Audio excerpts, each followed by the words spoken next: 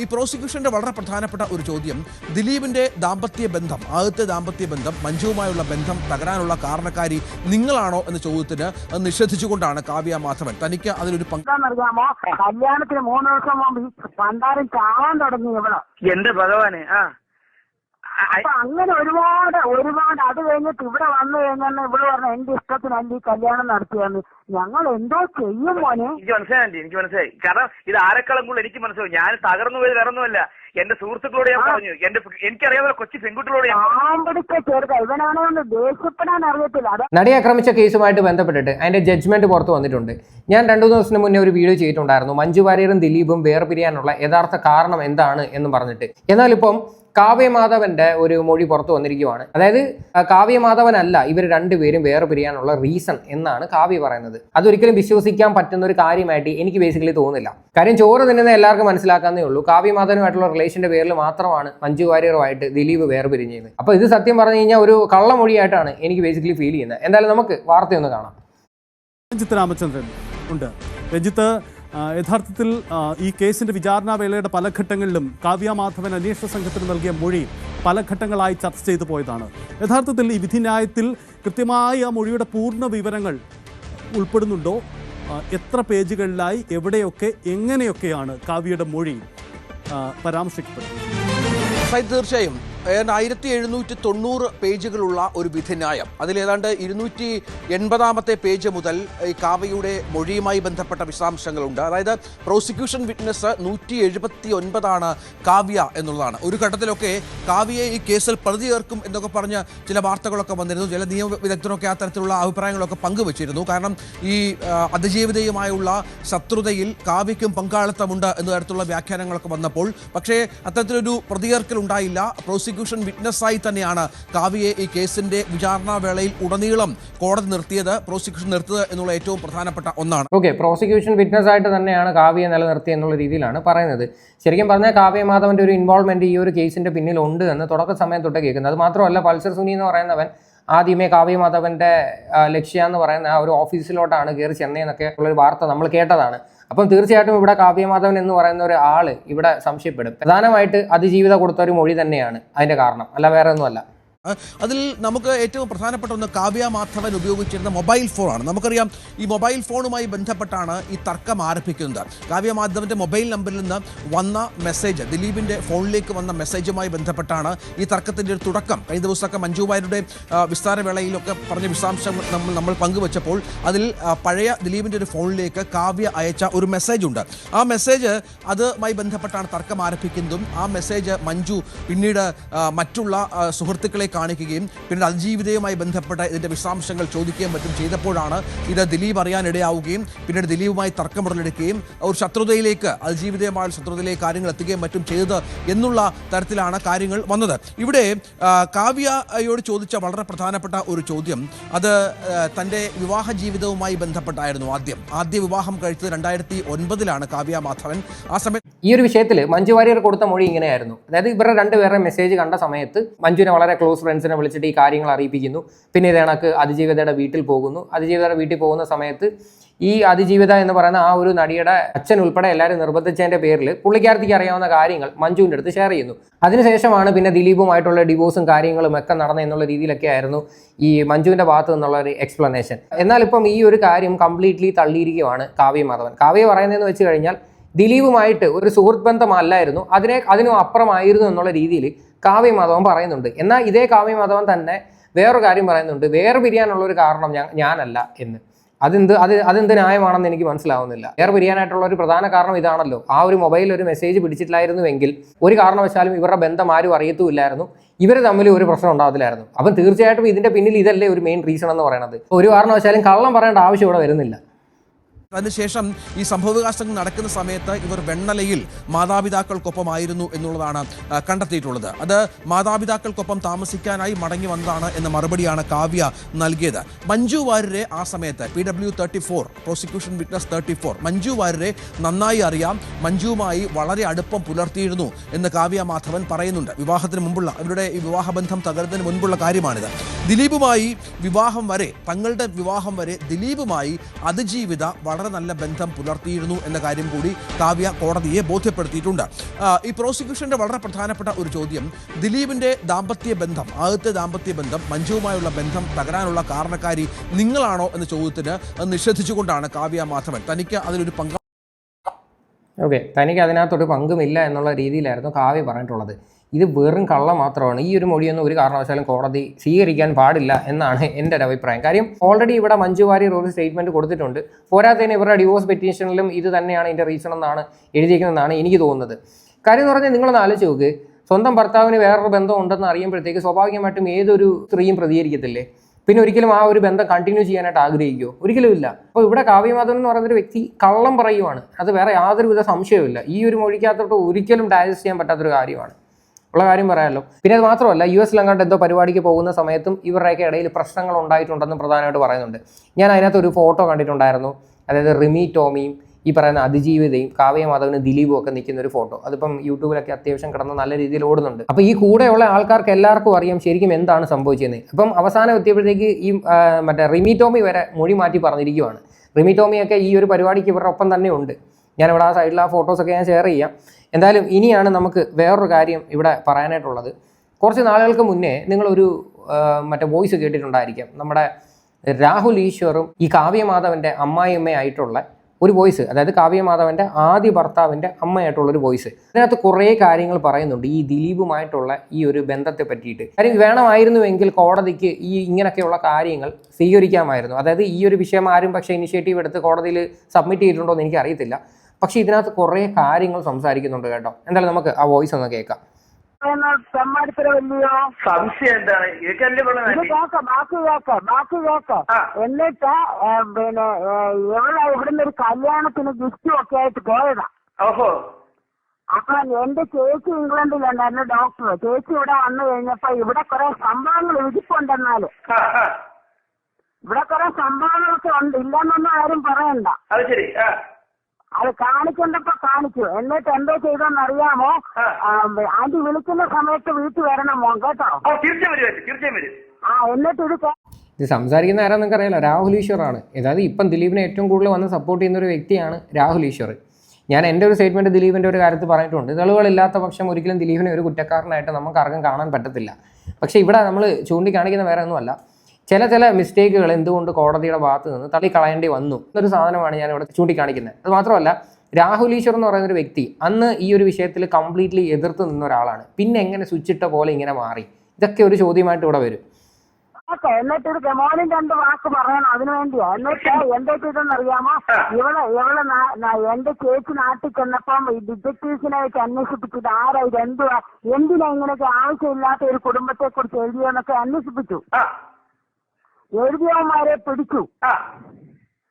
ഈ R Radhakrishnan, U Harish, Kochi Ottapalam പിടിച്ചു കഴിഞ്ഞപ്പോ പറഞ്ഞു ഇത് കാവ്യയുടെ അമ്മ പറഞ്ഞു എന്തിനെ എന്ന് ചോദിച്ചോടനെ പറഞ്ഞു ഇതൊക്കെ എഴുതാൻ പറഞ്ഞു എന്ന്.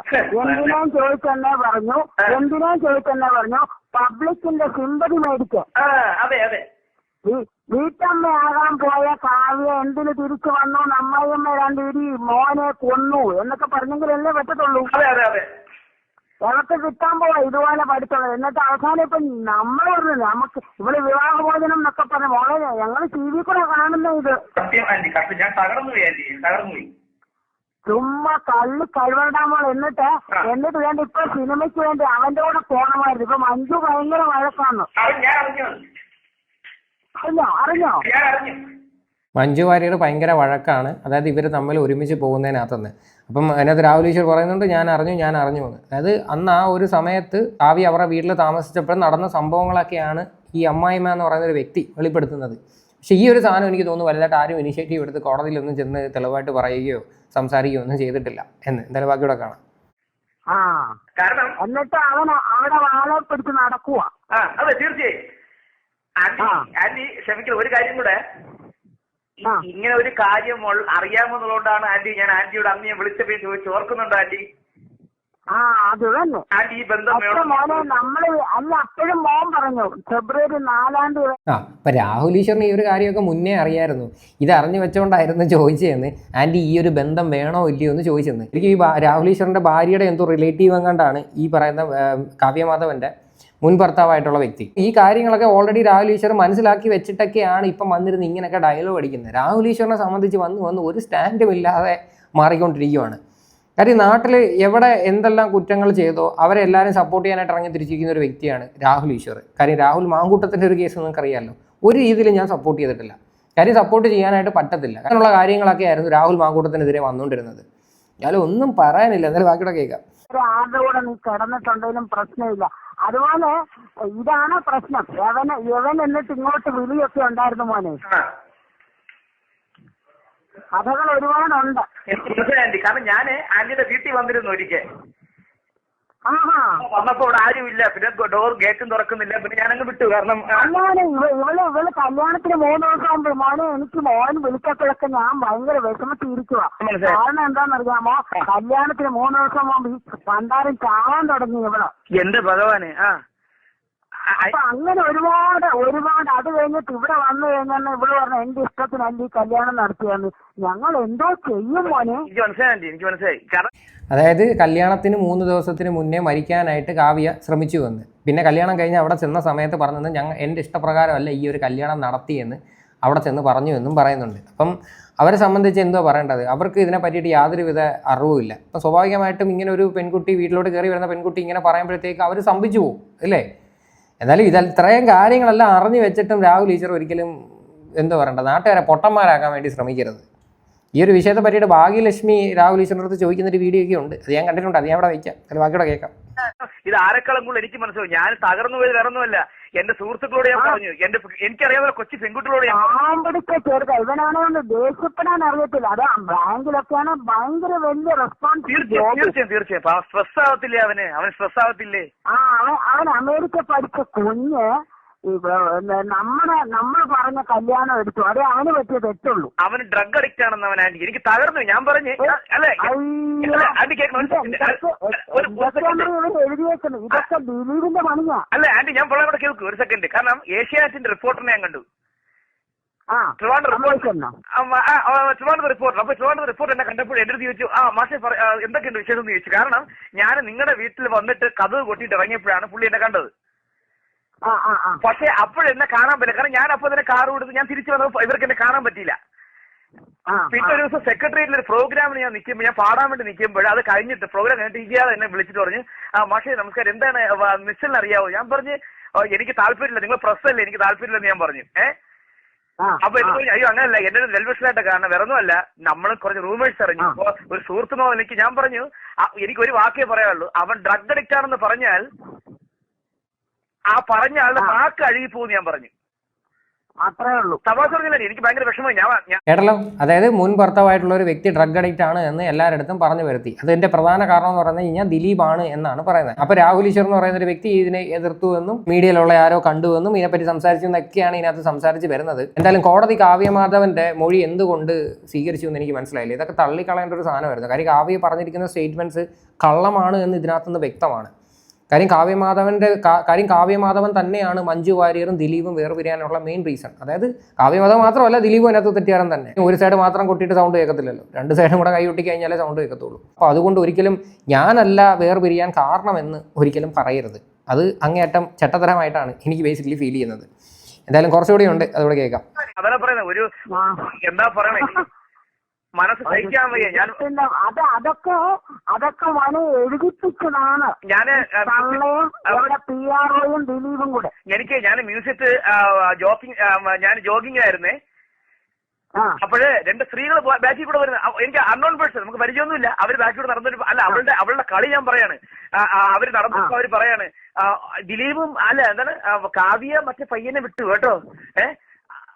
അല്ല അയ്യോ അവര് മഹാപന്നെന്ന്, ആ പെൺകുട്ടി പാവം, മനസ്സിലായില്ലേ? ഇവള് സിനിമയ്ക്ക് പുറത്ത്, ഐ മീൻസ് ക്യാമറയുടെ പുറകിലാണ് ഇവള് തുണി അഴിച്ചിട്ടുള്ളത്. അതാണ് ഇവളുടെ ഏറ്റവും വലിയ വിജയം. ആന്റി സത്യം. പക്ഷെ ഇവൻ അതിന് ബലിയ. രാഹുൽ ഈശ്വർ കാവ്യയെ പറ്റി പറഞ്ഞ ആ ഒരു ഡയലോഗ് ഞാൻ റിപ്പീറ്റ് ചെയ്യുന്നില്ല, നിങ്ങൾ കേട്ട് കാണുമായിരിക്കുമല്ലോ എന്താണ് പറഞ്ഞതെന്ന്. ക്യാമറയ്ക്ക് പുറകിലാണ്, ഞാനത് കംപ്ലീറ്റ് ചെയ്ത് പറയുന്നില്ല, എന്തോ ആയിക്കോട്ടെ, അതൊരു സ്ത്രീയാണ്, നമ്മളങ്ങനെ പറയുന്നത് ശരിയല്ല. അപ്പം ഇത്രയും ഡയലോഗ് വന്നിരുന്ന് പറഞ്ഞ രാഹുൽ ഈശ്വർ പിന്നെ എന്തിന് ഇങ്ങനെ സ്വിച്ച് ഇട്ട പോലെ മാറി? ഇനി രാഹുൽ ഈശ്വറിന് എന്തെങ്കിലും പേഴ്സണൽ ബെനിഫിറ്റ് ഉണ്ടോ? എല്ലാം ഒരു ചോദ്യമാണ്. ദിലീപിൻ്റെ ഒരു കേസിനകത്തോട്ട് വന്നു കഴിഞ്ഞാൽ കോടതി എന്തായാലും വെറുതെ വിട്ടിരിക്കുവാണ്. കാര്യം കോടതിക്ക് വേണ്ട അത്രയും തെളിവുകൾ കിട്ടിയിട്ടില്ല. തെളിവുകളില്ലാത്ത പക്ഷം ഒരിക്കലും ഒരു പ്രതികളെയും കോടതി ശിക്ഷിക്കത്തില്ല. ഇനിയിപ്പോൾ ഇവർ ഇതിൻ്റെ പേരിൽ അപ്പീലിന് പോയിട്ടും വലിയ കാര്യമില്ല. കാര്യം തെളിവില്ലാത്ത പക്ഷം എന്ത് ചെയ്യാനാണ്? ഒന്നും ചെയ്യാൻ പറ്റത്തില്ല. ഇനിയിപ്പം ഭാഗ്യലക്ഷ്മി രാഹുൽ ഈശ്വറിൻ്റെ അടുത്ത് ഇതേ ഒരു കാര്യം ഒരു ചാനൽ ചർച്ചകൾ ചോദിക്കുന്നുണ്ട് കുറേ വർഷങ്ങൾക്ക് മുന്നേ. അതും കൂടി കാണാം. ദിലീപിന് വേണ്ടി സംസാരിക്കുന്നതിൽ എന്തെങ്കിലും നേട്ടമുണ്ടെങ്കിൽ ആ ചേച്ചിയെ കൊണ്ട് ദൈവം സംസാരിപ്പിക്കുന്നതാണ്. ഭാഗ്യലക്ഷ്മി ചേച്ചിയെ കൊണ്ട് ദൈവം സംസാരിപ്പിക്കുന്നതാണ്. ഭാഗ്യലക്ഷ്മി ചേച്ചിയെ കൊണ്ട് ദൈവം സംസാരിപ്പിക്കുന്നതാണ്. അതായത് ദൈവമായിട്ടാണ് ഭാഗ്യ ചേച്ചിയോട് സംസാരിപ്പിക്കുന്നത്. എന്നാ പിന്നെ ഞാൻ ഇപ്പൊ ഒരു കാര്യം പറയാം. മുൻപൊരിക്കൽ നിങ്ങളും നിങ്ങളുടെ ഭാര്യയും കൂടി ഒരു റെസ്റ്റോറന്റിൽ ഇരുന്ന് ഈ കാവ്യമാധവനെ കുറിച്ചും ഈ ദിലീപിനെ കുറിച്ചും വളരെ മോശമായി എന്നോട് നേരിട്ട് സംസാരിച്ചിട്ടുണ്ട്. ഇല്ല ചേച്ചി, അങ്ങനെ എനിക്കെതിരെ വന്ന വീഡിയോ കള്ളമാന്ന് ഞാൻ പോലീസ് ഹെഡ്ക്വാർട്ടേഴ്സിന്റെ വെളിയിൽ നിൽക്കുക. ഞാൻ ഇയാളുടെ വോയിസ് അല്ലേ നമ്മൾ കേട്ടത്? അന്ന് ഈ പറയുന്ന എയും കാര്യങ്ങളും ഒന്നുമില്ല. ഇപ്പൊ ഇയാൾ പറഞ്ഞ ഡയലോഗ് കണ്ടില്ലേ? അതായത് ഞാൻ അങ്ങനെ പറഞ്ഞിട്ടില്ല. അതായത് ഭാഗ്യലക്ഷ്മി ഇവിടെ പറഞ്ഞത് നിങ്ങളും നിങ്ങളുടെ ഭാര്യയും കൂടെ എൻ്റെ അടുത്ത് നേരിട്ട് ഒരു റെസ്റ്റോറൻറ്റ് ഇരുന്ന് ഇതേക്ക് ദിലീപിനെ പറ്റി മോശമായിട്ട് പറഞ്ഞിട്ടുണ്ട്. അതായത് ദിലീപിനെ കാവ്യയെ പറ്റിയിട്ട് മോശമായിട്ട് പറഞ്ഞിട്ടുണ്ടെന്ന്. അപ്പം പുള്ളിക്കാരൻ ഉടനെ തിരിച്ച് പറയുന്നുണ്ടോ, ഞാൻ അങ്ങനെ പറഞ്ഞിട്ടേ ഇല്ല, സംസാരിച്ചിട്ടേ ഇല്ല, എനിക്കെതിരെ വന്ന വീഡിയോ വ്യാജമാണ്, ഞാൻ പോലീസ് ഹെഡ്ക്വാർട്ടേഴ്സിൽ ഞാൻ കംപ്ലയിൻറ്റ് ചെയ്തിട്ടുള്ളതാണ് എന്ന്. ഒരു നിലപാടും ഇല്ലാത്ത ഒരു വ്യക്തിയെ ഞാൻ എൻ്റെ ജീവിതത്തിൽ ആദ്യമായിട്ടാണ് കാണുന്നത്. എന്തുവാണ് ഇത്? ഇപ്പം ശരിക്കും പറഞ്ഞ രാഹുൽ ഈശ്വർ 16 ദിവസം ജയിലിൽ പോയി കിടന്നതിനകത്ത് യാതൊരു തെറ്റുമില്ലെന്ന് എനിക്ക് ഫീൽ ചെയ്യുന്നത്. പരാതി കൊടുത്ത് പോലീസ് ഹെഡ്ക്വാർട്ടേഴ്സിന്റെ വെളിയിൽ നിൽക്കുക. ഒരു വരി കൂടി ശ്രീമതി ഭാഗ്യലക്ഷ്മി പറഞ്ഞതിനെ സ്വാഗതം ചെയ്യുന്നു. അതായത് ഒരു മിനിറ്റ് രാഹുൽ നമ്മള് ശബ്ദം ഉറച്ചിട്ട് കാര്യമില്ലല്ലോ, പറയട്ടെ. അല്ല പറഞ്ഞോളൂ മാഡം, പറഞ്ഞോളൂ. ഈ നികേഷ് ഈ കാവ്യമാധവന്റെ ആദ്യത്തെ അമ്മായിയമ്മയുടെ ഭാര്യയുടെ ബന്ധുവാണ് നിഷാലിന്റെ അമ്മ. അങ്ങനെ ഞാൻ പല കാര്യങ്ങളും ഞാൻ പറയാത്തത് എന്താ അറിയോ രാഹുൽ, നിങ്ങളുടെ ഭാര്യയെ നാറ്റിക്കണ്ടെന്ന് വിചാരിച്ചിട്ടാണ്. ഞാനും സിബി മലയിൽ സാറും കമൽ സാറും ഇരുന്ന ഒരു സ്ഥലത്ത് വെച്ചാണ് ഞങ്ങൾ ഈ കാര്യങ്ങൾ സംസാരിച്ചപ്പോ ഈ രാഹുലിന്റെ ഭാര്യ ഈ നിഷാലിന്റെ അമ്മയോട് പോയി ഞങ്ങൾ ഇതിനെക്കുറിച്ച് സംസാരിച്ചു എന്ന് പറഞ്ഞപ്പോ നിഷാലിന്റെ അമ്മ എന്നെ വിളിച്ചു ചോദിച്ചു, ദീപ എന്നോട് പറഞ്ഞു നിങ്ങളിങ്ങനെ എന്റെ മക്കളെ അവിടെ യഥാർത്ഥത്തിൽ എന്താണ് ഉണ്ടായത് എന്ന് ആ സ്ത്രീ എന്നോട് പറഞ്ഞു. എന്തെങ്കിലുമൊക്കെ ഒരു വിഷയം നമ്മൾ പബ്ലിക്കിന്റെ മുന്നിൽ വന്ന് പറഞ്ഞ് ആ നിലപാടിൽ നമ്മൾ ഉറച്ചു നിൽക്കാനായിട്ട് നോക്കുക. അതിപ്പോൾ ദിലീപിന്റെ കേസിലായാലും ഞാൻ തുടക്കം തൊട്ട് ഞാൻ പറയുന്ന ഒറ്റ കാര്യമുള്ളൂ, തെളിവുകൾ ഉണ്ടെങ്കിൽ ദിലീപിനെ ശിക്ഷിക്കപ്പെടും, അത്രേ ഉള്ളൂ. ഇല്ലാത്ത പക്ഷം ദിലീപിനെ വന്ന് ഒരിക്കലും എനിക്ക് തെറി വിളിക്കാൻ പറ്റത്തില്ല. ദിലീപ് കുറ്റക്കാരനാണെന്നും പറഞ്ഞ് എനിക്ക് പറയാൻ പറ്റില്ല. അത് കണക്ക് തന്നെ ദിലീപ് അഭിനയിച്ച പടങ്ങളും കാണാതിരിക്കരുത് എന്നൊക്കെയുള്ള സ്റ്റേറ്റ്മെന്റ്സിനകത്തോടൊന്നും എനിക്ക് യോജിപ്പില്ല. സിനിമ വേറേത്, ജീവിതം വേറേത്. അപ്പോൾ അതുകൊണ്ട് നമ്മൾ എന്തെങ്കിലും ഒരു നിലപാട് പബ്ലിക്കിന്റെ മുന്നിൽ വന്ന് പറഞ്ഞാൽ അതിൽ ഉറച്ചു നിൽക്കാൻ വേണ്ടിയിട്ട് ശ്രമിക്കുക. ഇത്ര എനിക്ക് പറയാനുള്ളൂ. പിന്നെ ഇത്രയും ഡയലോഗ് അടിക്കുന്ന ഭാഗ്യലക്ഷ്മി എടുത്തും എനിക്കൊരു കാര്യം പറയാനുള്ളത്, ഈ അതിജീവിതയുടെ പേര് നമ്മൾ വെളിപ്പെടുത്തിക്കൂടെ അല്ലേ? പേര് വെളിപ്പെടുത്തി കഴിഞ്ഞാൽ നമ്മുടെയൊക്കെ പേരിൽ കേസാവും. അതുകൊണ്ടാണ് അതിജീവിത എന്ന് പറയുന്ന വ്യക്തി കോടതിയിൽ എനിക്കിത് തുറന്ന കോടതിയിൽ ഇത് വാദിക്കണം എന്ന് പറഞ്ഞപ്പം പോലും കോടതി അത് നിഷേധിച്ചത്. കാര്യം അതിജീവിതയുടെ പ്രൈവസിയാണ് കോടതി ഏറ്റവും കൂടുതൽ മാനിക്കുന്നത്. അത് അങ്ങനെയാണ് നമ്മുടെ നിയമം എന്ന് പറഞ്ഞു കഴിഞ്ഞാൽ വിക്ടിമിൻ്റെ പ്രൈവസിയാണ് ഏറ്റവും വലിയ ഇമ്പോർട്ടൻറ്റ്. അപ്പം ഇവിടെ ഭാഗ്യലക്ഷ്മി എന്ന് പറയുന്ന ഒരു വ്യക്തി ഫേസ്ബുക്കിൽ കണ്ടിന്യൂസ്ലി ഓരോരോ പോസ്റ്റുകൾ ഇടുന്നുണ്ട്. പ്രധാനമായിട്ടും ഈ പറയുന്ന നടിയുടെ പേരാണ് ഇവർ എഴുതി വെക്കുന്നത്. ഇന്നും ഇവരൊരു പോസ്റ്റ് ഇട്ടിട്ടുണ്ട്. ഞാനിവിടെ ആ ഒരു പേര് ബ്ലർ ചെയ്തിട്ടുണ്ട്, പക്ഷേ ഞാൻ വായിക്കാം. അതിജീവിതയുടെ പുതിയ സിനിമയുടെ പോസ്റ്റർ ഇട്ടിട്ട് അതിജീവിതയുടെ സിനിമ കാണാൻ ആരൊക്കെ പോകുമെന്നൊരു പോസ്റ്റ് കണ്ടു. അതിൽ കൂടി റീച്ച് ഉണ്ടാക്കാൻ ഒരു ശ്രമം. ഇങ്ങനെയും ചിലർ. ഒരു കാര്യം നിങ്ങൾ മനസ്സിലാക്കണം, ഇവിടെ അവളോടൊപ്പം നിൽക്കുന്നവർ അവളൊരു നടി ആയതുകൊണ്ടല്ല, ഒപ്പം നിൽക്കുന്നത് ഒരു സ്ത്രീ ആയതുകൊണ്ടാണ്. അവൾക്ക് സംഭവിച്ചതുപോലെ മറ്റൊരു പെൺകുട്ടികൾക്കും സംഭവിക്കാതിരിക്കാനാണ് ഈ 8 വർഷത്തിൽ അവളുടെ സിനിമകളും ഇറങ്ങിയിരുന്നു. യാതൊരു PR വർക്കും ഇല്ലാതെ, ഫാൻസിൻ്റെ ആദരവില്ലാതെ അവർ എല്ലാവരും കൂടി ശ്രമിച്ചിട്ടും എത്ര പണിയെടുത്തിട്ടും ഏട്ടൻ്റെ പടങ്ങൾ രക്ഷപ്പെടുത്താൻ പറ്റിയില്ലല്ലോ. എടോ, അവൾക്ക് PR വർക്കില്ല, ഫാൻസ് ഇല്ല. കാരണം അവളൊരു സാധാരണ പെൺകുട്ടിയാണ്. എങ്കിൽ അവൾ പോരാടുന്നത് നിങ്ങളുടെ കൂടി പെങ്ങൾക്ക് വേണ്ടിയാണ്. ഈ നാട്ടിലെ സ്ത്രീകൾക്ക്, പെൺമക്കളുടെ അച്ഛന്മാർക്ക്, സഹോദരന്മാർക്കും അതാദ്യം മനസ്സിലാക്കുക. ഓക്കെ, ഇവർക്കൊക്കെ വേണ്ടിയിട്ടാണ് ഈ പറയുന്ന അതിജീവിത പോരാടുന്നത് എന്നുള്ള രീതിയിലാണ് ഇട്ടേക്കുന്ന പോസ്റ്റ്. പക്ഷേ ഇതിനകത്ത് എന്തിനാണ് ആ ഒരു പെൺകുട്ടിയുടെ പേര് നിങ്ങൾ മെൻഷൻ ചെയ്യുന്നത്? അത് തെറ്റല്ലേ? പിന്നെ സിനിമയും ജീവിതമായിട്ട് ഒരിക്കലും നമ്മൾ കമ്പയർ ചെയ്യാനായിട്ട് പാടില്ല. ഈ പറയുന്നത് നിങ്ങൾ തന്നെയാണ് രാമലീല എന്ന് പറയുന്ന ഒരു സിനിമ ഇറങ്ങിക്കഴിഞ്ഞാൽ നിങ്ങൾ പോയി കാണുമെന്ന് പറഞ്ഞത്. എന്നാൽ ഇപ്പോൾ അതേ നിങ്ങൾ തന്നെയാണ് പലയിടത്തും പറയുന്നത് ഈ ഒരു സിനിമ കാണത്തില്ല എന്ന്. ഇതാ ഞാൻ പറഞ്ഞു വരുന്നത്. നിലപാടിൻ്റെ കാര്യത്തിലോട്ട് വരുമ്പം നിങ്ങൾക്കും യാതൊരു നിലപാടും ഇല്ലാത്ത രീതിയിലാണ് നിങ്ങളും പബ്ലിക്കിന് മുന്നിൽ പെരുമാറുന്നത്. പിന്നെ ഈ പറയുന്ന അതിജീവിത ഒരു സാധാരണപ്പെട്ട ഒരു സ്ത്രീയാണെന്ന് ഒരിക്കലും പറയല്ലേ. കാര്യം സാധാരണപ്പെട്ട ഒരു സ്ത്രീകൾക്കും ഇതുപോലെയുള്ള പരിഗണനകളൊന്നും എവിടെയും കിട്ടിയിട്ടില്ല. ഇത് സാധാരണപ്പെട്ട സ്ത്രീയൊന്നുമല്ല, അത്യാവശ്യം നല്ല സെലിബ്രിറ്റി സ്റ്റാറ്റസ് ഉള്ള ഒരു വ്യക്തി തന്നെയാണ് ഈ പറയുന്ന അതിജീവിത. മനസ്സിലായില്ലേ? പുള്ളിക്കാരത്തിക്ക് നീതി കിട്ടണമെന്ന് നമുക്ക് എല്ലാവർക്കും ആഗ്രഹമുണ്ട്. അല്ലാതെ കേരളത്തിലുള്ള ഒരു ജനങ്ങളും പുള്ളിക്കാരത്തിക്ക് നീതി കൊടുക്കരുതേ എന്ന് എവിടെയും പറഞ്ഞിട്ടില്ല. ഇനി നിങ്ങൾ ഇത്രയും പോസ്റ്റ് ഇട്ട സ്ഥിതിക്ക് ഒരു വീഡിയോ ഞാനിവിടെ സൈഡിൽ കാണിക്കാം. ഇപ്പം നിലവിൽ കുറ്റവാളികളായിട്ട് ശിക്ഷിച്ചിരിക്കുന്ന കുറച്ച് പ്രതികളുണ്ടല്ലോ, അതായത് 1-ാം പ്രതി ഒഴിച്ച് ബാക്കിയുള്ള പ്രതികൾ കോടതിക്ക് അപ്പീൽ കൊടുത്തിരിക്കുകയാണ്. അതായത് കൊടുത്തിരിക്കുന്ന ശിക്ഷ കുറച്ച് കിട്ടണമെന്നും പറഞ്ഞിട്ട്, അതായത് ഈ കേസുമായിട്ട് യാതൊരു ബന്ധവുമില്ല, ഇതിനകത്ത് പെട്ടുപോയതാണെന്നുള്ള തരത്തിൽ. ഞാൻ നിങ്ങളെ ആ വാർത്ത ഇവിടെ കാണിക്കാം. കൊച്ചിയിൽ നടിയെ ആക്രമിച്ച കേസിൽ ശിക്ഷിക്കപ്പെട്ട 2 പ്രതികൾ ഹൈക്കോടതിയിൽ അപ്പീൽ നൽകി. 5-ാം പ്രതി വടിവാൾ സലീമും 6-ാം പ്രതി പ്രദീപുമാണ് അപ്പീൽ നൽകിയത്. എറണാകുളം പ്രിൻസിപ്പൽ സെഷൻസ് കോടതി വിധി റദ്ദാക്കണമെന്നാണ് ആവശ്യം. വിചാരണ കോടതി ശിക്ഷ വിധിച്ചത് മതിയായ തെളിവുകൾ ഇല്ലാതെയാണെന്നാണ് വാദം. ശ്യാം ദേവരാജ് ഉണ്ട്. ശ്യാം ദേവരാജ്, എല്ലാ പ്രതികളും പോകുമെന്നാണ് നമ്മൾ കരുതിയത്. ഈ ഘട്ടത്തിൽ 2 പ്രതികൾ മാത്രമാണോ അപ്പീലുമായി ഹൈക്കോടതിയെ സമീപിച്ചിരിക്കുന്നത്? ഡോക്ടർ അരുൺ, ഈ ഘട്ടത്തിൽ 2 പ്രതികൾ മാത്രമാണ് സമീപിച്ചിരിക്കുന്നത്. പക്ഷേ വരും ദിവസങ്ങളിൽ പൾസർ സുനി അടക്കമുള്ള മറ്റ് 4 പ്രതികൾ കൂടി അപ്പീലുമായി ഹൈക്കോടതിയെ സമീപിക്കും. 2 പ്രതികൾ ആണ് നിലവിൽ ഈ ശിക്ഷിക്കപ്പെട്ട 2 പ്രതികൾ. കഴിഞ്ഞ വെള്ളിയാഴ്ചയാണ് കൊച്ചിയിൽ ആക്രമിക്കപ്പെട്ട കേസിലെ വിധിന്യായം പുറത്തു വന്നത്. അത് ഒരാഴ്ച പിന്നിടുമ്പോൾ പറഞ്ഞെന്താ നിങ്ങൾ കേട്ടല്ലോ. ഇവന്മാർ ഇപ്പോൾ അപ്പീലിന് പോവാണ്. അതായത് ഇവന്മാർ ഈ ഒരു കേസിന് ഇന്നസെന്റ് ആണ്, ഇവന്മാർക്ക് കൊടുത്തേക്കുന്ന ശിക്ഷയുടെ ഇളവ് കുറയ്ക്കണം എന്നുള്ള രീതിയിൽ. എത്രത്തോളം കള്ളന്മാരാണ് ഇവന്മാർ! ഇതിനിപ്പം ചെയ്തിട്ടില്ല എടുത്തിട്ടില്ല എന്ന് എന്തെല്ലാം ന്യായീകരണം പറഞ്ഞാലും ഈ ഒരു സംഭവം നടക്കുന്ന സമയത്ത് ഇവന്മാർ കാറിലുണ്ടായിരുന്നു. ഇവന്മാർക്ക് വേണമെങ്കിൽ ഇത് തടയാമായിരുന്നു ഇല്ലേ? പിന്നെ എന്ത് ധൈര്യത്തിലാണ് ഇപ്പോൾ ഇവന്മാർ അപ്പീൽ കൊടുക്കാൻ പോകുന്നത്? അപ്പം ഇങ്ങനെയുള്ള കാര്യത്തിലാണ് നിങ്ങളെല്ലാവരും വന്ന് പ്രതികരിക്കേണ്ടത്. അല്ലാതെ എങ്ങനെയെങ്കിലും ദിലീപിനെ പിടിച്ച് അകത്തിടണം എന്നുള്ളത് നടക്കാതെ ഇത്തരത്തിലൊക്കെയുള്ള കാര്യങ്ങൾ നിങ്ങൾ പ്രതികരിക്കുക. മാക്സിമം ശിക്ഷ കൂട്ടി മേടിച്ച് കൊടുക്കാൻ വേണ്ടി നോക്കുക. ഈ പൾസർ സുനിക്കായാലും ഈ പറയുന്നതായാലും. പൾസർ സുനി ഇപ്പോൾ അപ്പീൽ കൊടുക്കുമെന്നൊക്കെയാണ് പറയുന്നത്. കാര്യം നിങ്ങളൊന്ന് ആലോചിച്ച് നോക്ക്, ഒരു പെൺകുട്ടിയെടുത്ത് ഇത്രയും ക്രൂരത കാണിച്ചിട്ട് പിന്നെ ഇവന്മാർ അപ്പീൽ കൊടുക്കാൻ പോകുന്നു. എന്തൊക്കെ പ്രവർത്തനങ്ങളാണ് കാണിക്കാൻ പോകുന്നത്? ഇതിനെ പറ്റിയിട്ട് ഒരു മനുഷ്യർക്കും സംസാരിക്കണ്ട. എങ്ങനെയെങ്കിലും ദിലീപിൻ്റെ സിനിമയിലുള്ള ആൾക്കാരെ ചീത്ത വിളിക്കണം, ദിലീപിൻ്റെ സിനിമ കാണാതിരിക്കണം, മോഹൻലാലിനെ ചീത്ത വിളിക്കണം, ഇങ്ങനെ ഒരു മൈൻഡ് സെറ്റുമായിട്ട് നടക്കുവാണ് ഇവരെല്ലാവരും. എന്തായാലും ഈ ഒരു വിഷയമായിട്ട് ബന്ധപ്പെട്ട് നിങ്ങളുടെയൊക്കെ അഭിപ്രായങ്ങൾ എന്താണെന്ന് വെച്ചാൽ നിങ്ങൾ തീർച്ചയായിട്ടും കമൻറ്റ് ചെയ്യുക.